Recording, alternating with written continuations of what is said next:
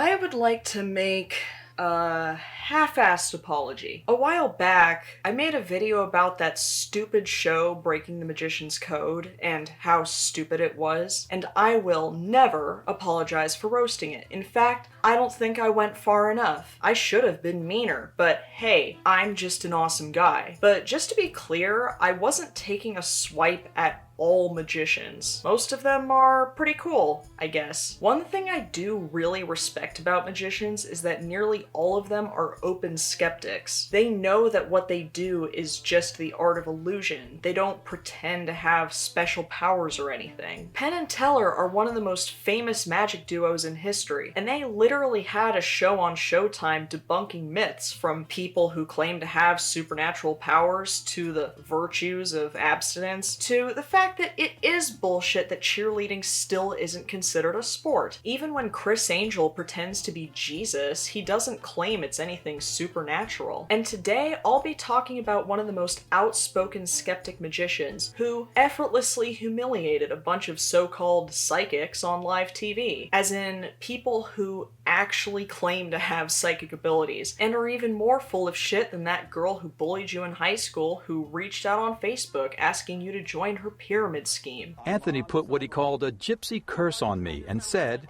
"You're going to die." Greetings, my good bitches. The name's Francis, Coke Francis. I'm a filmmaker, stand-up comedian, drag artist, and I'm here because I'm sensing you know someone with an A in their name, and they're very important to you. I know someone with an A in their name. He's my newest friend. Please, everyone, give a warm welcome to Plantony.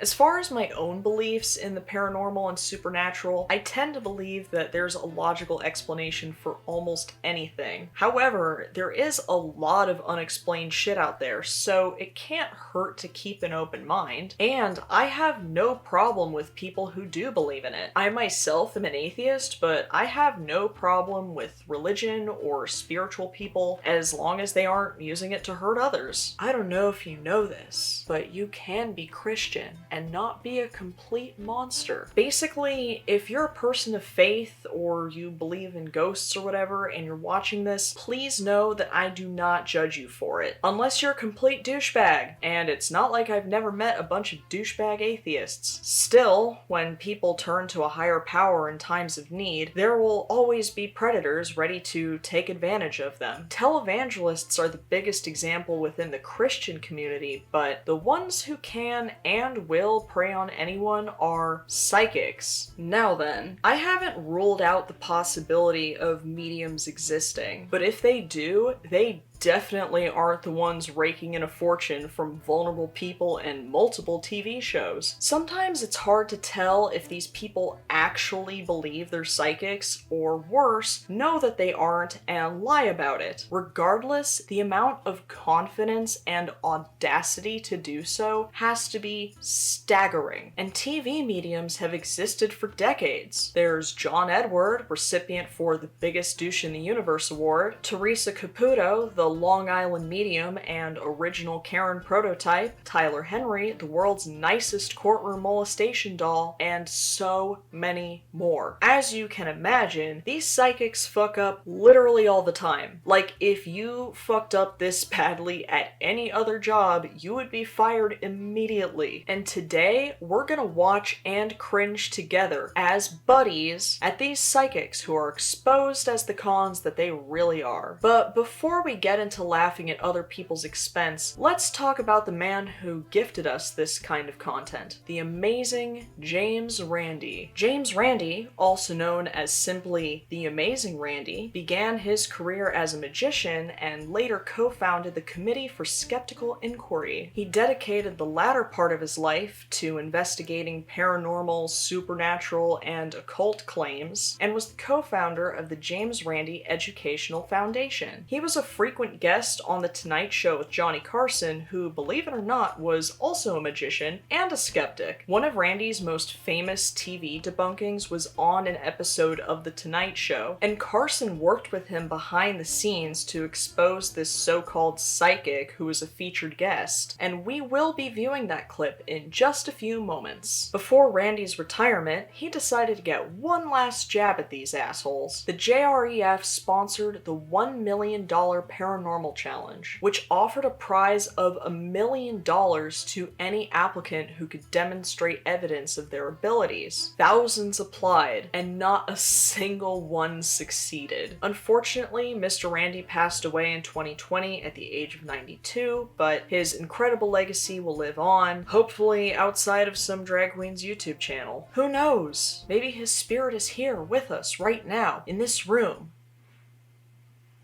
It's just me. Only me. I'm alone.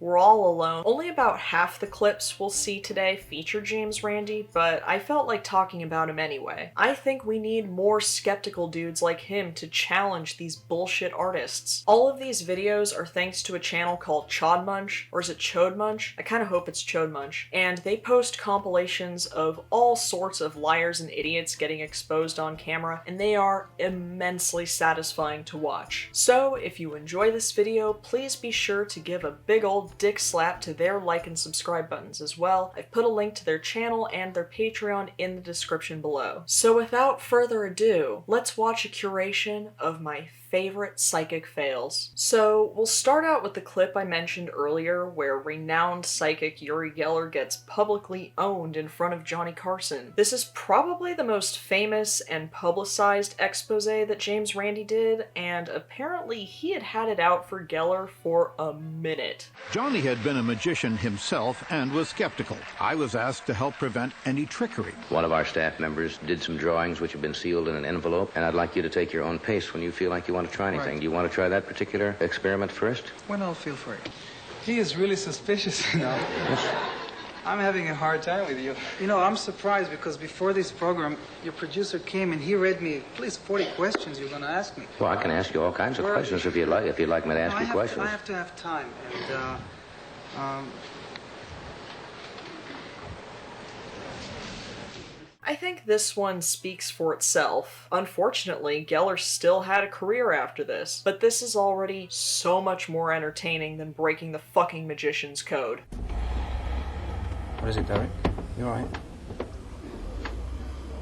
Mary loves Dick. God when he made the final decision to mate with a young Middle Eastern woman. What's funny is that there's nothing actually stopping me from doing the exact same thing, like if I want to skirt a question or cancel plans or something. So here's a trying to move inanimate objects live on TV one. I'm pretty sure this guy already knew he was gonna be humiliated, so he came prepared by dressing as a samurai clown. James turned the page of a telephone directory without touching it.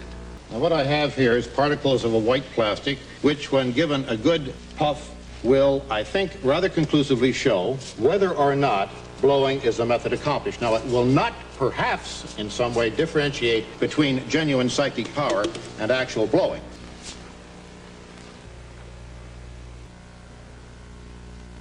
I can't help but empathize with these people to a degree. Like, when you're put in this situation, you have no other choice but to double down on your claim. Like when I doubled down on deciding that, you know what, Zack Snyder can fucking get it. He's got that sleeves-arms ratio that makes you go, hey, maybe 300 wasn't that bad of a movie after all. This next one is with, you guessed it, or maybe you didn't, recipient of the biggest douche in the universe award, John Edward. You met Tony before, though, right? Earlier that day? Yeah.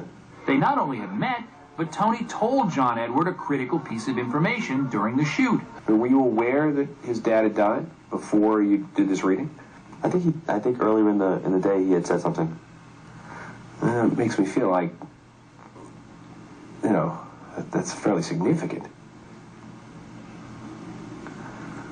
I can't believe the expressions on these guys' faces haven't been turned into a meme yet. That's a whole lot of thinking you got me doing then. Me putting blood, sweat, and tears into making these dumb videos for your enjoyment. During your reading, Maureen Flynn tried these names, and they are on the tape of the reading that you're referring to. Alan, Alfred, Alice, Anne, Bill, Charlie, Colin, Connie, David, Derek, Eileen, Ellen, Flory, Frank, Fred, George, Jim, Joe, John, Karen, Catherine, Kevin, Lillian, Lisa, Liz, Lynn, Mark, Mary, May, Michael, Rob, Ron, Shirley, Sydney, Stanley, Sid, and Steve. Interesting, isn't it? That the only names anyone calls out are the most basic white people names ever conceived. Will there ever be a Tyrone calling out? A Muhammad? A Sun Hee? Hell, I have yet to even hear a Francis. I want more than anything else my song, because I sang it for my dad a week before he passed on. I want to know,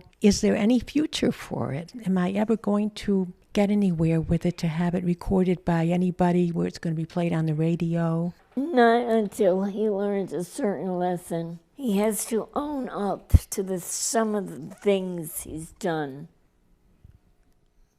Oh, I don't understand. Please, ma'am. My husband passed a few years ago. I have to know. Is he doing okay? If you or someone you know has been diagnosed with mesothelioma, you may be entitled to financial compensation. Mesothelioma is a rare cancer caused by... So this next one involves the $1 million paranormal challenge I mentioned earlier, and it features this human jewel pod as a contestant. My name is Jesse Bravo, and I'm a stockbroker by day, but by night, I'm a psychic and I speak to dead people. I'm considered very good at what I do, and boy, am I bombing. Yep, you believe that this is a dead person?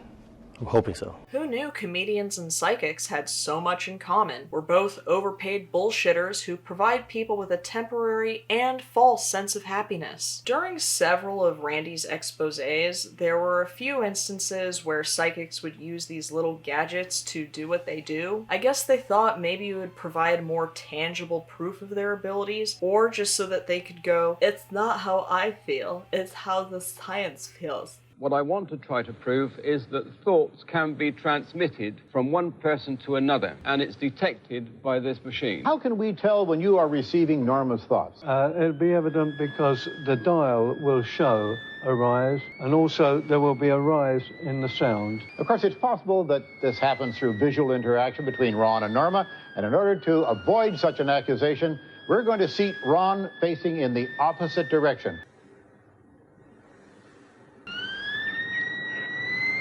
Well, under these conditions, there doesn't seem to be a correlation that I can see. Nevertheless, the box is very interesting. Norman, would you allow electrical engineer to take a look inside that box? Most certainly not. Well, that's a pity. I'm sure our audience would like to know what's going on in there. However, I would like to thank all three of you. I actually almost feel sorry for this guy. One thing I love about James is that he never tries to rub it in people's faces when they fail and never takes the piss out of them. He remains respectful because that person is already humiliated enough to begin with. Rest in power, you fierce bitch. I lost my boyfriend tragically a few years ago. They never found him. And I've had such a hard time since. The reason why you didn't find him is because he's in water. And to find him in water, it's like the girl that's missing in Aruba. It was September 11th. There was no, he was a fireman. Well, no, see, I keep seeing him in water. Is there any way he could have drowned in water some way? Sylvia Browne is the closest we'll ever get to Baba from Spirited Away, and that's a problem. I gotta say though, check that assertion. This woman's husband died on 9/11, except no he didn't, because Sylvia said so. I actually really hate this one. I'm evil as fuck, and even I have more compassion for this poor woman. This next one is with Lisa Guerrero, who should be crowned Empress of all modern journalists. You might recognize her from that interview with renowned demon Kenneth Copeland. Again, getting back to the comment, you said that you don't like to fly commercial because you don't want to get into a tube with a bunch of demons. Do you really believe that human beings are demons? No, I do not. And don't you ever say I did. Queen. Believe it or not, this next interview is even more savage. Lori, I'm going to show you something. Okay. Does this girl look familiar to you? Yes, she does. I worked this case. This is a girl who you said was beaten and killed. Okay. This little girl is me, and you told somebody that she's dead. Wait a minute. You didn't disappear? I'm right here.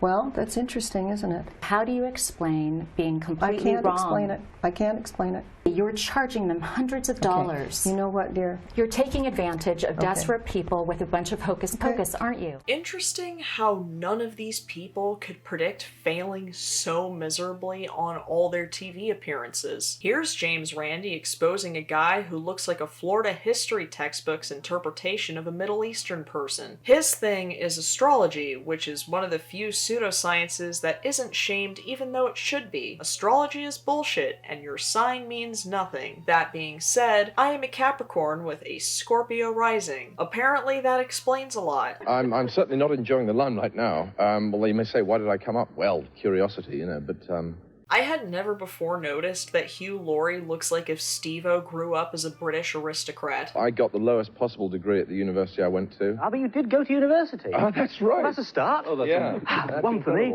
I mean, it's super cringe that he's getting this excited over getting one thing correct, but this has the same energy as an open mic set that only gets one laugh in 5 minutes. And I can relate. This next one is kinda long, so TLDR, a guy wrote a fake history of a chocolate factory and invited some psychics over to it to do a reading, and everything they say is exactly what he wrote on the fake website. George, did the horses hurt your legs? Yes or no?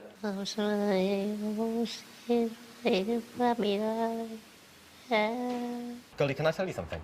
Yes, I have to tell you, that all came from a story that I made up. Oh, did it? With the help of a parapsychologist. And we put that up on the website. Congratulations. And did you read that website? No. So how did you know all these facts? A friend of a friend. I'll be honest, I chose the name Bull for a reason. Because it's shit. Yeah, no, I'm psychic. Basically retold the whole story that we wrote. My guy told me before I came here that I was going to be tested, and I said, fine, then we'll test one another. So does that mean that you cheated? I did. You know you're in deep shit when the guy in a top hat and tape mustache is more legitimate than you are. I've saved my favorite for last, and while it doesn't feature the amazing Randi, we do get a visit from a familiar face who has finally redeemed himself in the Coke Francis extended universe.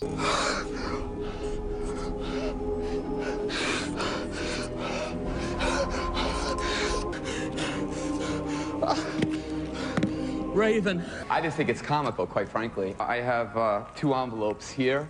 I will give you $1 million of my personal money right now if either one of you can tell me specific details of what's... Now, don't tell me about the energy or that it's not the right time, man, but just tell me what's in here right now. Tell me right now what's in the envelope. I find you an ideological bigot. That's what I find. What's in the envelope You right now. claim... Tell me what's in the envelope. That Tell me what's in the envelope. Don't give me all this bullshit. Tell me what's in the envelope. You do not believe Tell me what's in the envelope. Oh, blah, blah, blah, blah, blah, blah, blah. Yeah, you can Tell blah, me what's in the envelope. Right here. Guys. Listen to me. See, bro. Can you see, bro? God, I love confrontation. Chris Angel, you a real one. You're still really easy to make fun of, and your fake accent is still hilarious, but you a real one. Welcome to the CFEU, you stellar skeptical bastard. These all made me cringe out of my own skin, and yet they're oddly satisfying. Did I learn anything from this journey?